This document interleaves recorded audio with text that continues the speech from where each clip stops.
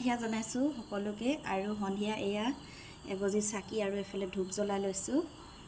সুবিধাৰ অৰ্থে মই প্ৰতি বৃহস্পতিবাৰে এনেকৈ চাকি ধূপ জ্বলাই আহিছোঁ, কৃষ্ণ প্ৰভুক সদায় স্মৰণ কৰি ঘৰখনৰ ভালৰ কাৰণে আৰু সুখ শান্তি আনিবৰ বাবে, সকলো বিপদ আপদ যেন দূৰ কৰে তাকে কামনা কৰি চাকি এগছ জ্বলাওঁ।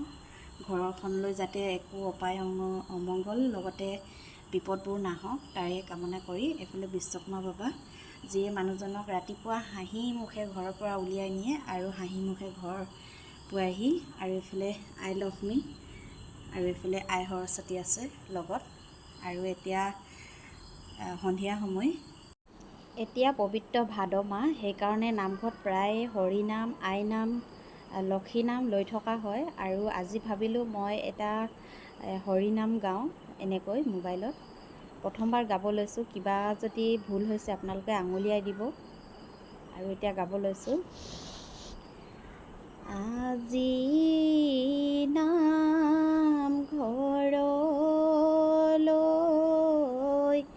গোপিনী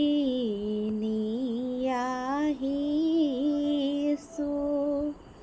হৰি নাম ল'বলৈ বুলি, হৰি নামে ভগৱন্ত কাকুতি কৰিছোঁ, চৰণত ল'বলৈ তুলি। এতিয়া পদ গাব লৈছোঁ। হৰি নাম ল'বলৈ নামৰে মন্দিৰত, গাঁৱৰে গোপিনী আহি, শৰাইখন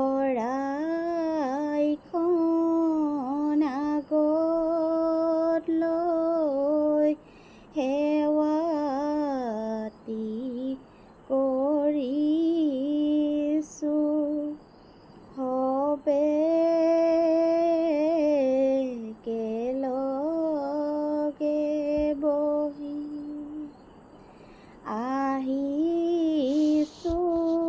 গোপিনী নামৰ মন্দিৰলৈ,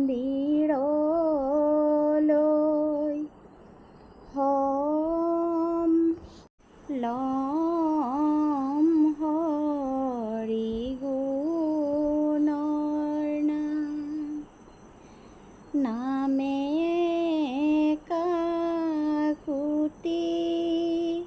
কৰিছোঁ